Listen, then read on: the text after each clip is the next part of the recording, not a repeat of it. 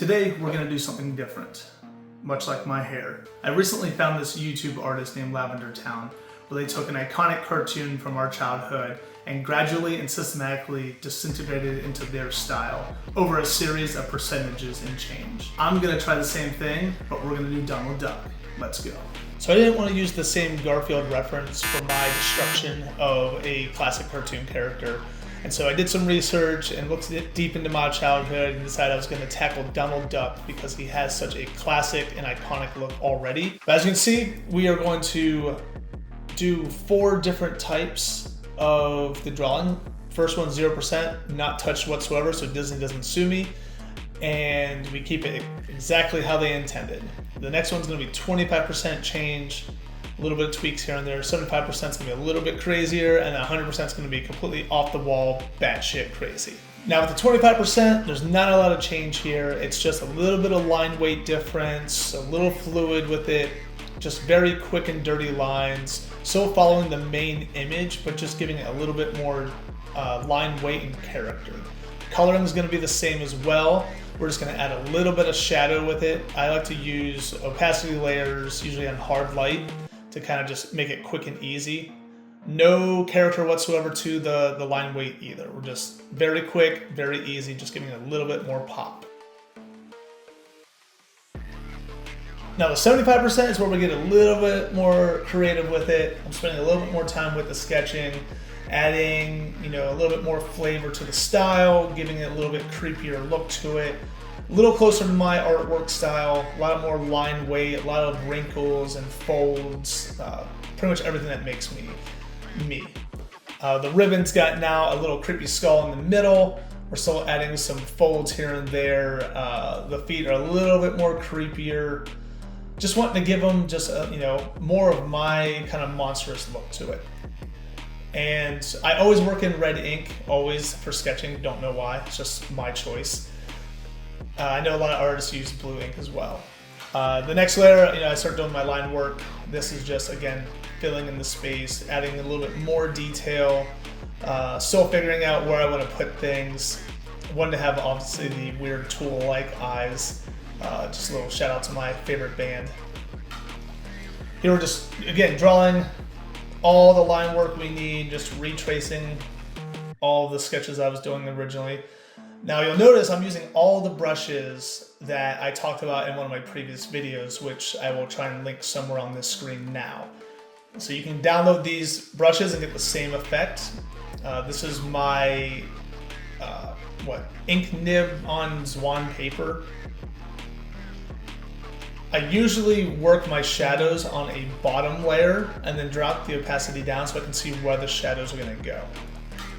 And then once I like where everything is, I erase all the line work and then combine it with the line work above it. Now here's the long process of putting in all my little hash lines, filling in all the spots where the shadows are gonna go, kind of getting all the placeholders ready before I put in more color. But this is where we're getting a little bit more detailed, a little bit more grittier, a little bit more what the fuck is this, as opposed to the 0%, like, oh, it's Donald Duck, I love him. This is more like, this is Donald Duck after I drank too much Red Bull at night and ate a bunch of chips and now I'm having nightmares and I regret all of my decisions for that night before I went to sleep. Or maybe that's just me. But we're still adding in just all the lines. Again, this is probably the longest process of all of my artwork, is just putting in every hash line possible. And because this isn't being sold anywhere, I'm not putting this out as a print, I'm a little bit more looser with it. It's a little bit more chaotic, a little bit just messy. I don't work always so messy, but because this is more of just having some fun, I'm not so caught up on all the fine details of like, well, that shadow didn't look exactly the way it should, or this line didn't look exactly the way it should have. We're just having more fun with it. And I think as artists, we should have more fun sometimes. Yep, more fucking lines. Just keep adding them. I had to slow this video down because the iPad Procreate time-lapse tool really sped this thing up, and I already talk fast as it is. I didn't want to talk any faster. That would have been a nightmare.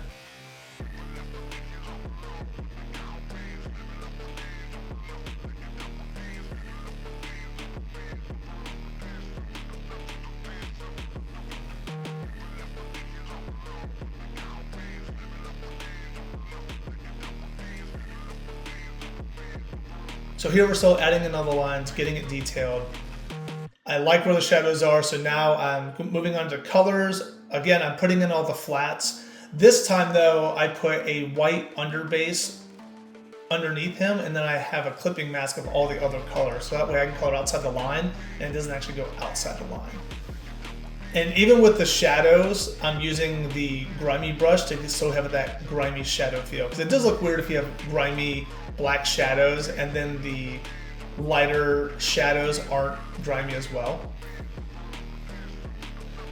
And with this one, we're adding in the highlights just to give a little bit more pop than from the 25% one. So now the 100%. This is off the wall, batshit crazy version. And I really didn't have an idea right off the bat. You know, originally I was gonna have his face still in it, but then I was just like, you know what? Nah, fuck that. He's going full on The Thing, face ripped open. You know, I started playing with the teeth at the top. I have his eye here. I'm still trying to work out this beak. It just doesn't work. I didn't like the way it turned out. So we're going full on wrinkles and weird worm looking figure. And I had to like change which way the body was facing this time because I wanted to have it the classical Sean Cost, like fat body, creepy, hunched over look. But here, you know, we're just getting in just some weird ideas. You know, I wasn't really thinking too much about like what I wanted. I was letting it become more free-forming. Mostly I just wanted to have a very weird and creepy pose, like that would read really well. And so this one's got a much more demonic look to it. I did throw a beak in just so you're like, okay, it is supposed to be a duck somewhere. I like having these fat folds kind of droop over top of the beak. I am obsessed with folds. There's an artist I'm a huge fan of named John Wayshak. You should definitely check him out. I've learned a lot from him, and he is the master of just ink and folds and fat lines and heavy lines and all the lines. He owns the lines, king lines here. And the funny thing is, while I'm working on this, I'm still trying to figure out where everything's going on the character. I'm not 100% sold on where it's supposed to be, but I know I like where it's going. I love the idea of this weird tongue just pouring out the top of its head, going full on body horror style. I do want to apologize to Lavender Town if this is not what you meant in terms of taking your idea and putting my own spin on it. I'm going complete nightmare fuel with it, but hopefully you can appreciate the gesture of admiration. Now, one thing I do that artists will tell you not to do all the time is I render as I go. I have to see it rendered to see if I'm feeling the image. If I do all the line work first and then go back and start rendering it and I don't like it, I feel like I just wasted all my time. So I'm full on rendering from the top and almost all the way down to the bottom. But as you will see, I stopped rendering a little bit after this neck and start putting in all the line work first and then going back and putting in all the shadows. I think a lot of it's just whether or not I'm being bored with what I'm doing at the moment. And not bored with like the artwork, but just drawing the same lines over and over again. You know, sometimes I want to just get messier with it, a little bit more chaotic, and just making my brain have to switch gears.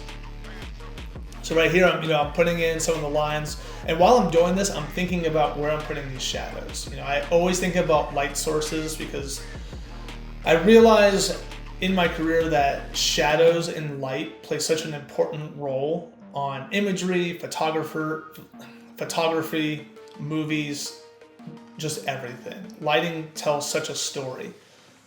And as an artist, if your lighting is off, the story is off.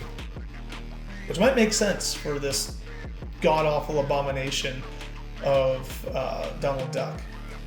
Which now it's not even Donald Duck. Now it's just demonic Diabolus or something. Somebody come up with a name for him and put it in the comments. And that's what Donald's new name will be. Why I put a mouth in the stomach, I just wanted to have more teeth. I was having a lot of fun drawing teeth. I was like, you know what? Let's just go ape shit with it.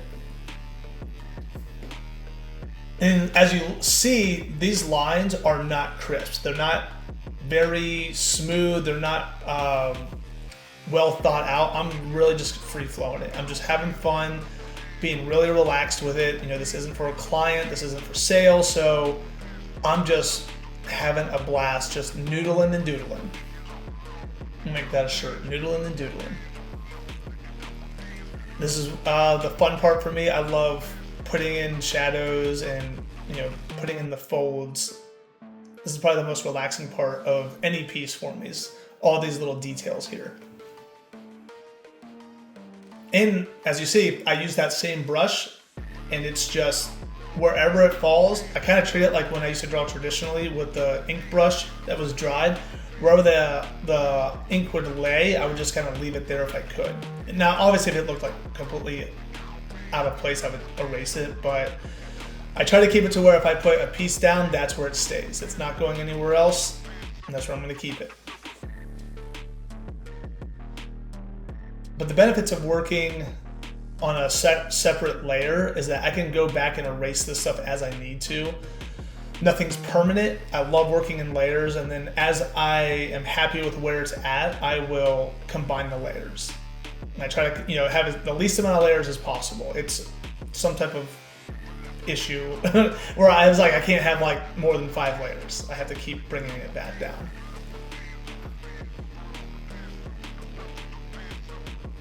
So here we're just finishing in more of the noodles and doodles, just putting in more of the lines, throwing in little pieces here and there. Again, loose, just staying loose with it.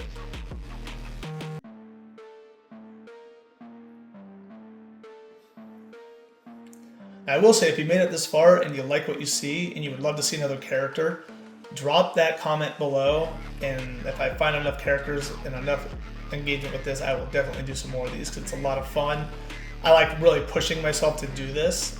And so if there's a character you want to see me just completely destroy and turn into my art style, let me know. I'll be glad to ruin your childhood memories for you. All right, so here we are blocking in the color. Again, same white layer. Now I was trying to think of what to do with the white, and I was like, you know what if the shirt just became meshed into his skin?